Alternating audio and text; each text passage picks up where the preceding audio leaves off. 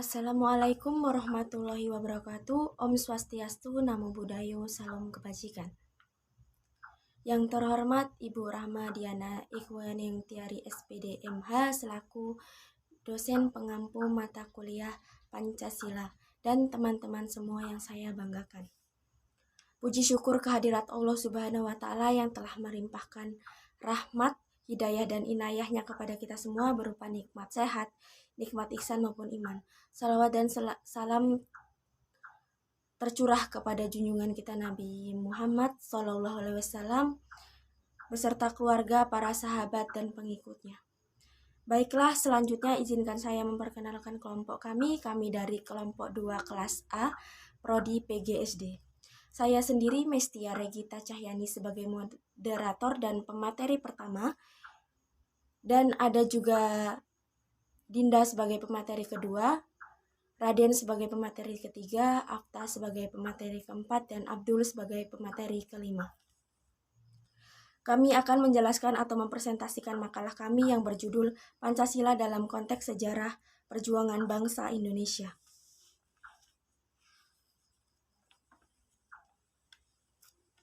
Baiklah, langsung kita bacakan materi pertama yang akan saya jelaskan tentang Pancasila dalam sejarah bangsa Indonesia. Pancasila dalam sejarah bangsa Indonesia menunjukkan bahwa Pancasila merupakan produk otentik pendiri negara Indonesia. Nilai-nilai Pancasila bersumber dari nilai agama, kebudayaan, juga adat istiadat dalam suatu daerah tersebut. Proses terbentuknya zaman negara Indonesia cukup panjang, yaitu sejak zaman batu hingga munculnya kerajaan-kerajaan pada abad ke-4 sampai zaman merebut kemerdekaan Republik Indonesia. Yang pertama ada Kerajaan Kutai, yang memulai di mana pada zaman ini masyarakat Kutai yang memulai zaman sejarah Indonesia pertama, yaitu dengan diadakannya nilai politik dan nilai ketuhanan. Indonesia memiliki zaman sejahtera pada tahun 400 Masehi yang ditemukan dengan 7 prasasti atau yupa atau tiang batu. Berdasarkan prasasti tersebut dapat diketahui bahwa Raja Muhulawarman keturunan dari Asmawarman dari Kudungga. Yang kedua ada zaman Sriwijaya. Pada abad ke-7 muncul kerajaan di Sumatera, yaitu Kerajaan Wijaya di bawah kepemimpinan bangsa Syailendra yang termuat dalam prosesi kedudukan di kaki Bukit Guntung dekat Palembang, yang bertarik 600 Caka atau 683 Masehi. Ditulis dalam bahasa Melayu kuno, huruf Pallawa.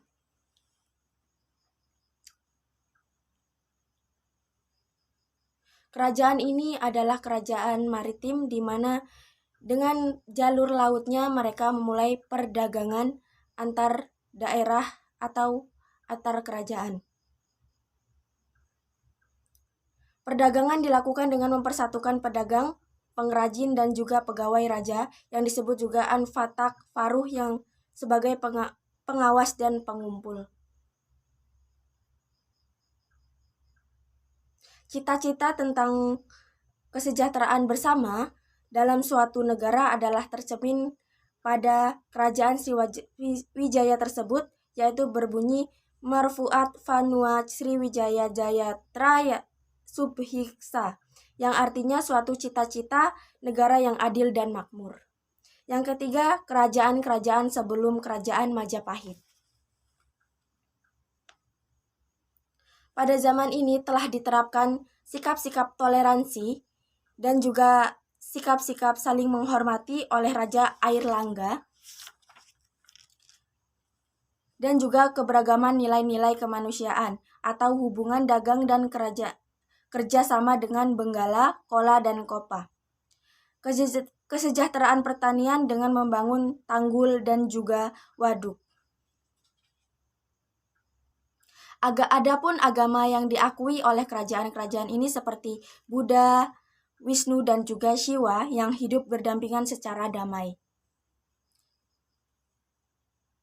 Di wilayah timur, Kediri, berdiri pula kerajaan Singasari pada abad ke 13 yang berhubungan erat dengan Majapahit. Yang keempat, zaman kerajaan Majapahit. Sumpah Palapa diucapkan oleh Gadjah Mada berisi cita-cita persatuan seluruh Nusantara, revolusi puncak dari Jawa Tengah dalam periode kerajaan tersebut adalah dibangunnya Candi Borobudur dan Candi Prambanan. Pada tahun 1293 berdiri Kerajaan Majapahit pada pemerintahan Raja Hayun Wuruk dengan Mahapatih Gajah Mada dibantu oleh Laksmana Nala. Yang kelima, zaman penjajahan. Setelah Majapahit runtuh, berdirilah kerajaan-kerajaan Islam seperti Demak. Bangsa asing yang awalnya berdagang adalah bangsa Portugis. Kemudian pada abad ke-16 bangsa Belanda datang dengan mendirikan VOC atau dikenal dengan istilah company. Yang keenam, zaman merebut kemerdekaan. Gerakan yang merupakan awal gerakan nasional untuk mewujudkan suatu bangsa yang memiliki kehormatan akan kemerdekaan dengan kekuasaan sendiri. Yang pertama ada Budi Utomo tanggal 20 Mei 1908. Yang kedua munculnya Methodist Party 1913. Yang ketiga ada Partai PNI atau Partai Nasional Indonesia 1927. Kemudian PNI oleh pengikutnya dibubarkan diganti dengan Partai Indonesia atau Partindo 1931. Demikian materi dari saya. Dilanjutkan materi kedua yang akan disampaikan oleh Dinda dan kawan-kawan saya seterusnya. Terima kasih. Assalamualaikum warahmatullahi wabarakatuh. Saya Adinda Yunita Kardina ingin menyampaikan materi tentang sumber historis, sosiologis, dan politis tentang Pancasila dalam sejarah bangsa. 1. Sumber historis Pancasila. Nilai-nilai Pancasila sudah ada dalam adat istiadat, kebudayaan, dan agama yang berkembang dalam kehidupan bangsa Indonesia sejak zaman kerajaan dahulu. Dalam Encyclopedia of Philosophy disebutkan beberapa unsur yang ada dalam agama, seperti kepercayaan kepada kekuatan supranatural, antara yang sakral dan yang profan. Tindakan ritual objek sakral, sembahyang dan atau doa sebagai bentuk komunikasi kepada Tuhan. 2. Sumber sosiologi Pancasila. Nilai-nilai Pancasila secara sosiologis telah ada dalam masyarakat Indonesia sejak dahulu hingga sekarang. Salah satu yang terdapat pada masyarakat zaman dahulu dan masyarakat saat ini adalah nilai gotong royong. Hal ini disebabkan karena masyarakat secara bersama.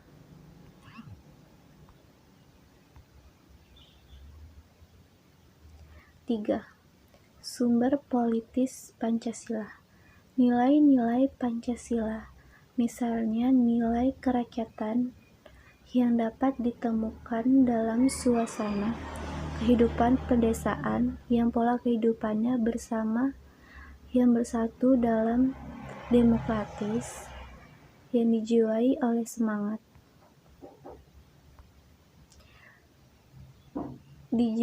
semangat kekeluargaan sebagaimana tercermin dalam sila keempat, yaitu kerakyatan yang dipimpin oleh hikmat kebijaksanaan dalam pemusyawaratan perwakilan. Semangat seperti ini diperlukan dalam mengambil keputusan yang mencerminkan musyawarah. C. Sejarah dan proses penggalian, penyusunan, dan perumusan Pancasila. 1. Pembentukan BPUPKI. Bangsa Indonesia mengalami sejarah yang panjang dalam melawan penjajah. Kita pernah mengalami penderitaan ketika dijajah oleh Belanda. Sejarah juga mencatat kekalahan Belanda oleh Jepang dalam perang. Dalam Perang Asia Timur Raya menyebabkan bangsa Indonesia dijajah oleh Jepang. Ibarat pepatah, lepas dari mulut harimau, masuk ke mulut buaya. Tepat kiranya untuk menggambarkan bagaimana kondisi penderitaan bangsa kita saat itu. Penderitaan akibat pelaksanaan kebijakan tentara Jepang terhadap bangsa Indonesia yaitu sebagai berikut. A. Kerja paksa. Hal ini menyebabkan banyak laki-laki Indonesia dikirim hingga ke Burma, Myanmar, untuk melakukan pekerjaan pembangunan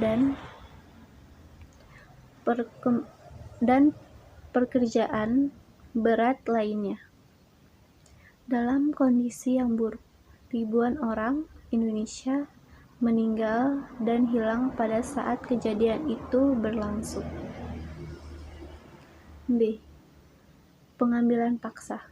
Saat itu tentara Jepang mengambil makanan, pakaian, dan berbagai kepentingan atau keperluan hidup lainnya secara paksa dari keluarga-keluarga di Indonesia tanpa memberikan ganti rugi.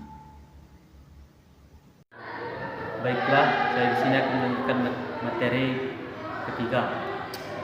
Sejarah dan proses pengalian, penyusunan dan perumusan Pancasila. A. Pelaksanaan kerja paksa. Hal menyebabkan banyak laki-laki Indonesia dikirim hingga ke bumi Myanmar untuk melakukan pekerjaan pembangunan dan pekerjaan berat lainnya dalam kondisi yang buruk. B. Pengambilan paksa. Saat itu tentara Jepang mengambil makanan, pakaian, dan berbagai keperluan lainnya secara paksa dari keluarga-keluarga di Indonesia. C. Perbudakan paksa. Perempuan-perempuan Indonesia banyak diperkerjakan secara paksa oleh tentara Jepang. Selain itu, banyak menahan dan memperlukan warga di kamp-kamp tahanan dalam kondisi Jepang.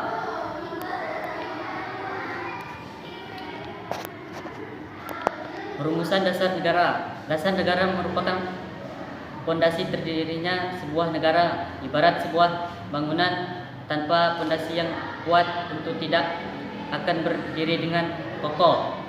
Oleh karena itu, dasar negara sebagai fondasi harus disusun sesuai mungkin sebelum suatu negara berdiri. Ketua BPUPKI Dr. KRT Rajitman Wadioningrat pada pidato awal sidang pertama menyatakan bahwa untuk menjadikan Indonesia merdeka diperlukan suatu dasar negara. Untuk menjawab permintaan Ketua BPUPKI, beberapa tokoh pendiri negara mengusulkan rumusan dasar negara. Rumusan yang disusulkan memiliki perbedaan satu dengan yang lain. Muhammad Yamin mengusulkan secara lisan 5 dasar bagi negara Indonesia merdeka, yaitu sebagai berikut. 1. Peri kebangsaan. 2. Peri kemanusiaan. 3. Peri ketuhanan. 4. Peri kerakyatan. Dan yang terakhir, kesejahteraan sosial. Salah selesai berpidato, Muhammad Yamin menyampaikan konsep mengenai dasar negara Indonesia merdeka. Secara tertulis pada ketua sidang, konsep yang disampaikan berbeda dengan isi pidato sebelumnya. dasar Indonesia merdeka secara tertulis menurut Muhammad Yamin adalah sebagai berikut. 1. Persatuan. 2. Kekeluargaan. 3. Keseimbangan lahir dan batin. 4. Musyawarah. Dan yang terakhir keadilan rakyat. Soepomo juga menekankan bahwa negara Indonesia mereka bukanlah negara yang mempersatukan dirinya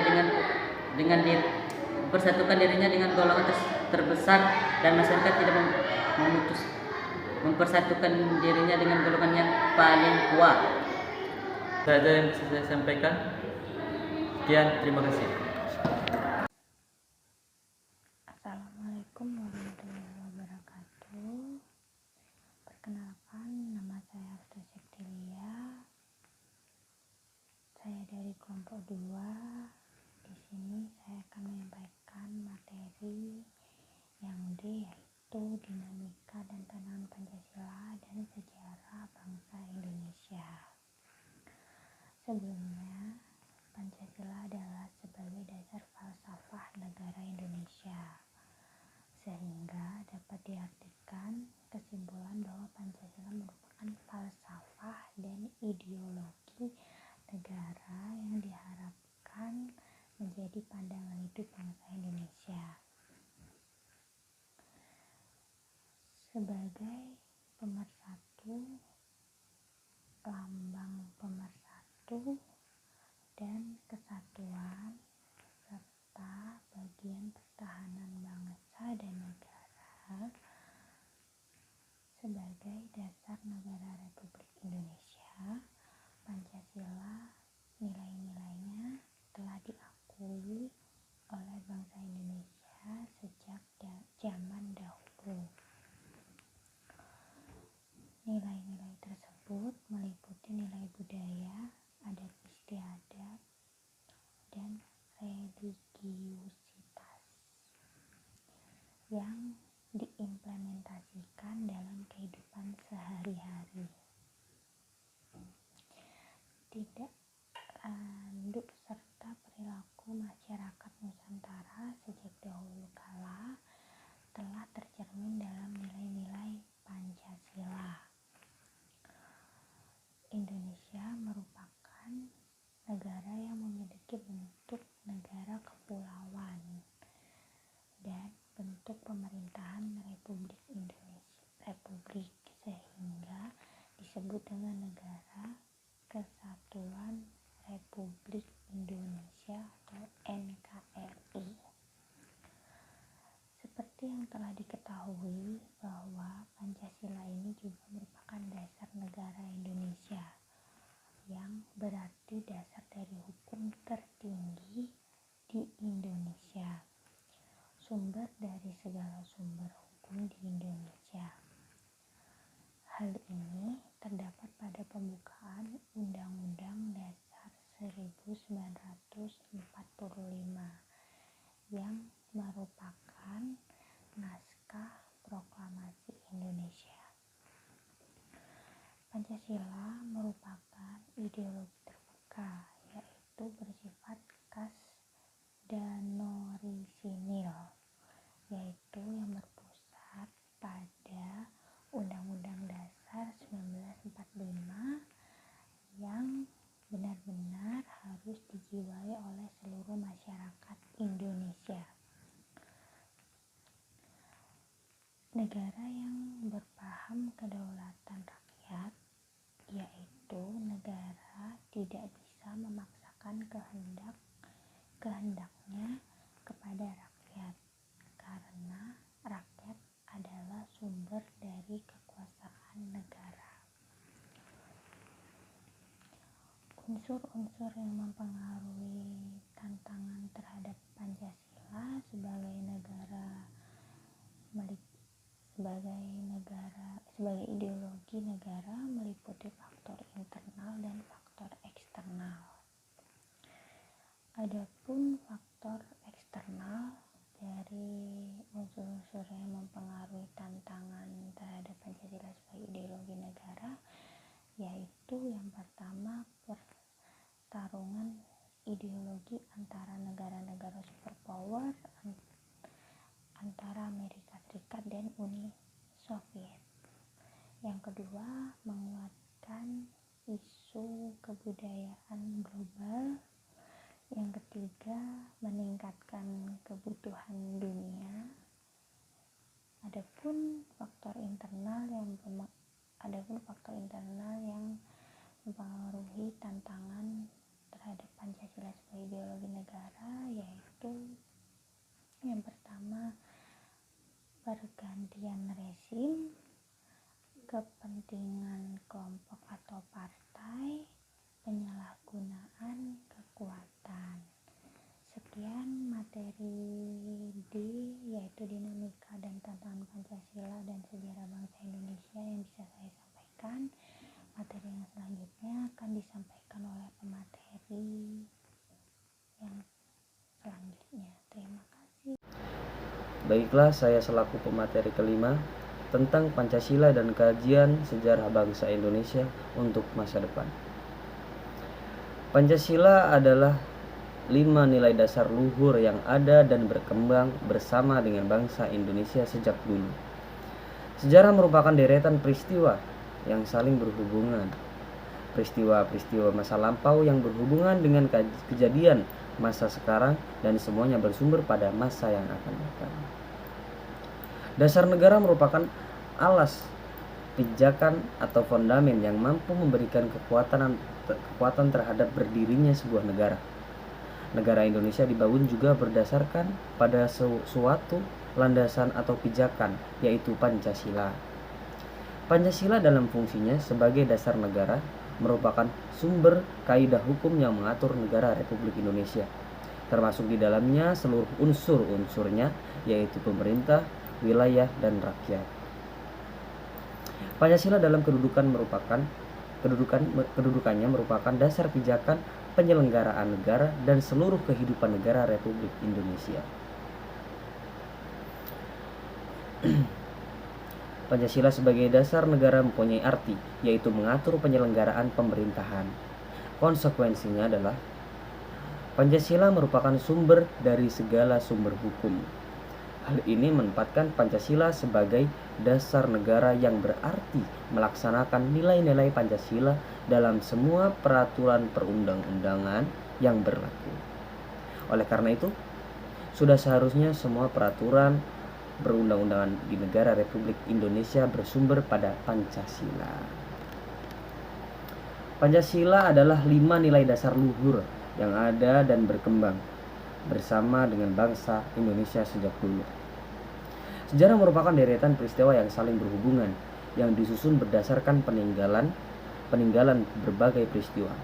Peninggalan itu disebut sumber sejarah. Dan dengan adanya sumber historis Pancasila ini, kita dapat mengetahui bagaimana asal muasal Pancasila dari zaman ke zaman.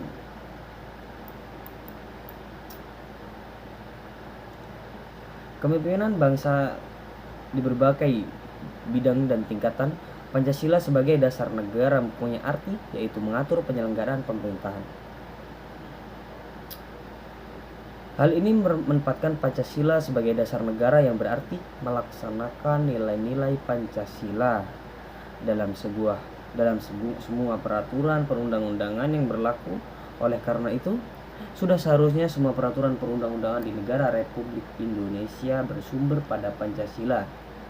Pancasila dalam sumber historis sebagai kajian sejarah bangsa Indonesia terbagi menjadi beberapa tahap, yaitu Pancasila era pra-kemerdekaan, Pancasila era kemerdekaan, Pancasila era Orde Lama, Pancasila era Orde Baru, dan Pancasila era Reformasi. Jadi semua historis Pancasila sebagai kajian sejarah bangsa Indonesia merupakan kejadian yang terjadi pada masa lampau. Terima kasih. Baik, itulah tadi materi dari kelompok kami.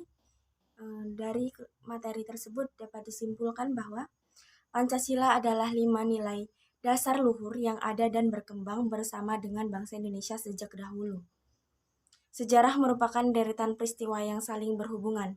peristiwa-peristiwa masa lampau yang berhubungan dengan kejadian masa sekarang dan semuanya bermuara pada masa yang akan datang. Pancasila adalah sebagai dasar falsafah negara Indonesia, sehingga dapat diartikan kesimpulan bahwa Pancasila merupakan dasar falsafah dan ideologi negara yang diharapkan menjadi pandangan hidup bangsa Indonesia.